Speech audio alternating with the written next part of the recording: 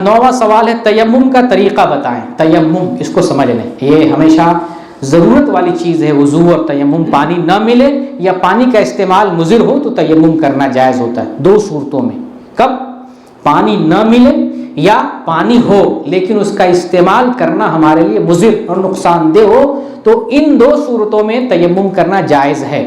تیمم کا طریقہ جیسے صاحب کتاب نے بیان کیا, اس میں تو یہ جیسے میں نے جواب دیا تھا, پاک مٹی پر 1 مرتبہ ہاتھ پھیریں, پہلے بسم اللہ کریں گے, نیت کریں گے وضو کی, بسم اللہ کریں گے, پاک مٹی پر دونوں ہاتھ 1 مرتبہ ماریں گے. کچھ بھائیوں نے 2 مرتبہ بھی لکھا ہے, نہیں 1 مرتبہ ماریں گے, پھونک کر کے ختم کر دیں گے. اس کے بعد چہرے پر ہاتھ ملیں گے, اس کے بعد بائیں سے دائیں پر, دائیں سے بائیں ہاتھ پر جو ہے پشت پر ایسے پھیر لیں گے. صحابی کتاب نے ایسے بیان کیا, لیکن میں صحیح تعلیم دینا چاہتا ہوں چونکہ میری ذمہ داری ہے کہ میں آپ کو اپنی معلومات اور قرآن و حدیث کی جو صحیح معلومات ہے وہ آپ کے سامنے بیان کروں.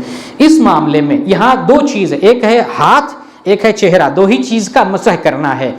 تو اس میں علماء میں اختلاف ہے, مسح کرتے ہوئے پہلے چہرے پہ ہاتھ پھیریں گے یا پہلے ہاتھ پہ ہاتھ پھیریں گے, اس میں اختلاف ہے.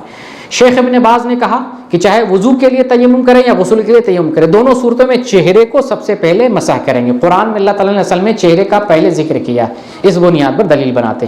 شیخ ابن عثیمین کہتے ہیں کہ اگر وضو کرنا ہو تو پہلے چہرے کو مسح کریں گے, غسل کریں گے تو جائز ہے ہاتھ پہلے مسح کر لیں, چہرہ پر لیں, کوئی حرج کی بات. یہ دوسرا قول. تیسرا قول یہ ہے کہ ترتیب ضروری نہیں, آپ پہلے چہرے مسح کر لیں یا ہاتھ کو مسح کر لیں, کوئی حرج نہیں, آپ کا تیمم ہو جائے گا.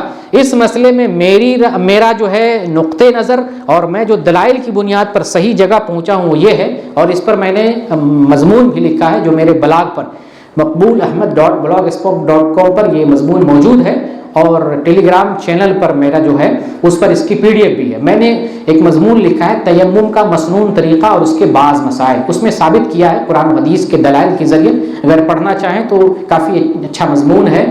اس میں ثابت کیا ہے کہ وضو کریں یا غسل کے لیے تیمم کریں, پاک مٹی پر ہاتھ مارنے کے بعد پہلے ہاتھ پر مسح کریں گے, پھر چہرے پر جائیں گے, بائیں ہاتھ سے دائیں ہاتھ پر مسح کریں, پھر دائیں ہاتھ سے بائیں ہاتھ پر مسح کریں, اس کے بعد چہرے کا مسح کریں.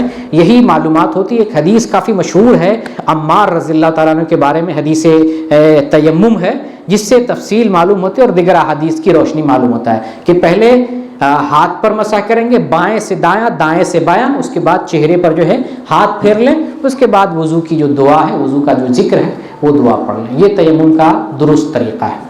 ٹھیک ہے.